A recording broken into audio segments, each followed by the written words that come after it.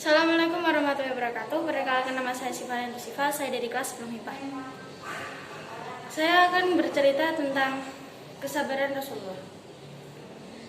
Dari dalam diri Nabi Muhammad SAW tentu ada perilaku yang patut kita contoh, yaitu kesabaran. Rasulullah SAW selalu sabar dalam menghadapi cobaan, dalam menghadapi hinaan. Beliau selalu sabar. Beliau tidak pernah membalasnya dengan kejahatan, namun beliau selalu sabar. Beliau selalu membalasnya dengan kebaikan. Dikisahkan pada suatu hari Rasulullah lewat di depan rumah wanita tua. Padahal Rasulullah lewat rumah wanita tua itu tidak hanya satu kali, berkali-kali, namun wanita tua itu selalu meludahinya. Suatu hari Rasulullah lewat wanita tua itu tidak ada di depan rumah. Rasulullah bingung dan penasaran. Akhirnya Rasulullah bertanya kepada seseorang, kepada wanita, di mana wanita tua yang sering meludahi, yang sering berada di depan rumah.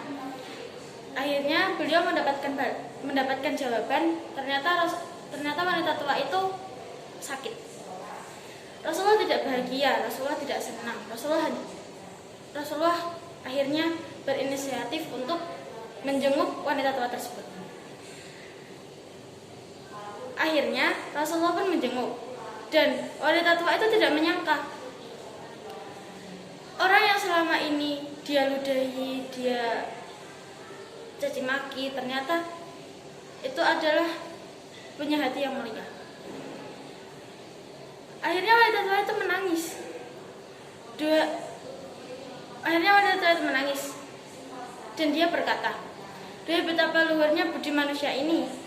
Setiap hari engkau aku ludahi, tetapi engkau tetap menjengukku. Engkau adalah orang yang pertama kali menjengukku." Wanita tua itu menangis dengan bahagia. Dan wanita tua itu bertanya, "Wahai Muhammad, mengapa engkau menjengukku, padahal tiap hari engkau aku ludahi?"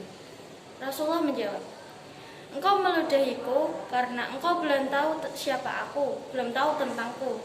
Jika engkau telah mengetahuinya, tentu engkau tidak akan pernah melakukannya." Mendengar kalimat bijak, jawaban bijak dari Muhammad SAW,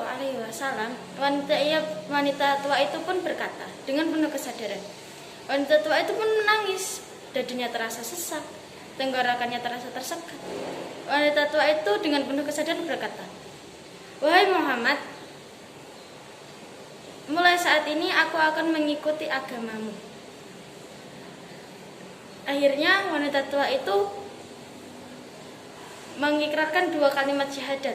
"Aku bersaksi bahwa tiada Tuhan selain Allah dan Muhammad adalah utusan Allah."